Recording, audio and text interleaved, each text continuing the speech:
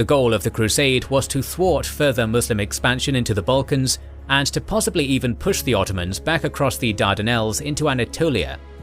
However, in a series of shrouded events, the Crusader army would be repulsed by the Ottoman forces of Hacı Bey near the walls of Adrianople during the Battle of Sırpsındığı, or Serbian Destruction, which would see a 10,000-strong Ottoman force defeating a far larger European host.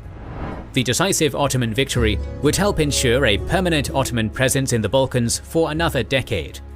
During the year 1368, the Bulgarian towns of Yambol, Burgas, Samakov and Sliven were quickly captured by Ottoman forces, and Byzantine lands were once again thoroughly raided. In the wake of uniting the realm under his rule and seeking to get revenge for the Battle of Sırpsındığı, King Vukašin Munjevčević, at the head of a 50,000-strong force, alongside much of the Serbian nobility, would invade the Ottoman Beylik during the late summer of 1371.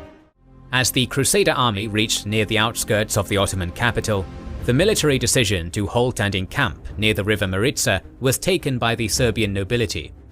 According to Ottoman chronicles, the Crusader army had begun to feast at night, leaving their encampment unprotected. The Serbian nobility did not believe a major Ottoman army was in the region, since most of the Ottoman army had been recalled to Anatolia months before by Murad. With the element of surprise on his side, Gazi Evrenos Bey and his 800-strong scouting retinue would ambush the Crusader camp in the middle of the night, alongside Lala Shahin Pasha's garrison forces from Edirne. Thousands of Serbians were killed in their tents, and many drowned in the nearby Maritsa as a large-scale panic engulfed the Serbian camp.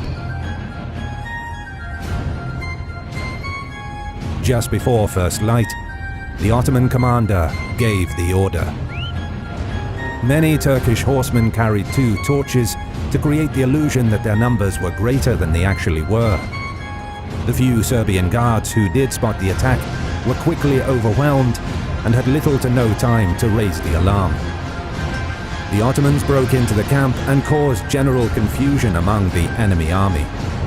Few in number, Lala's men could only advance slowly as they caught the many thousands in their sleep, while some managed to join the fight but barely had time to react. With no time to put on their armor nor pick up their weapons, many Serbian soldiers could only take cover. The Ottomans achieved a total element of surprise. Much of the Serbian army on the opposite side of the camp were yet to realize that an attack was even taking place. Instead, some of the nobles assumed that the noise was created by a small skirmish intended to deprive the Serbian troops of sleep. But as the hours progressed, the Ottomans made their way deeper and deeper into the camp. As they inched closer to the tents of King Vukašin, Despot Ogiesha, and the other key nobles, confusion and panic continued to spread among the Serbian soldiers. Serbian heavy cavalry did not have time to mount their horses and regroup to charge, and most of those who offered resistance were dismounted. Despot Ogiesha, as an honorable knight and warrior, charged the approaching Ottomans in a desperate attempt to stop their advance through the camp. But unable to gather a large enough number of soldiers around him, he died fighting. On the other hand, Vukašin fled with a part of the army towards the river Maritsa, now believing that the main Ottoman army had actually struck the camp. Trying to escape with his life, Vukašin proceeded to cross the Maritsa in the darkness, but both he and most of his retinue drowned while trying to reach the opposite bank.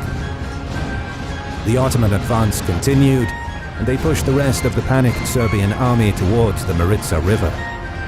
Some were cut down by Ottoman sabers, while others drowned in the river. Serbian king Vukašin Munjevčević and the bulk of the Serbian nobility would too be slaughtered in the pursuing mayhem, which would see the destruction of the Crusader army. Only by the time the sun was up the following morning, it became evident to Ottoman leaders that they had won a major victory. According to Balkan chronicles, the Maritsa was polluted with thousands of bodies, and the river ran scarlet with the blood of those killed during the battle for weeks.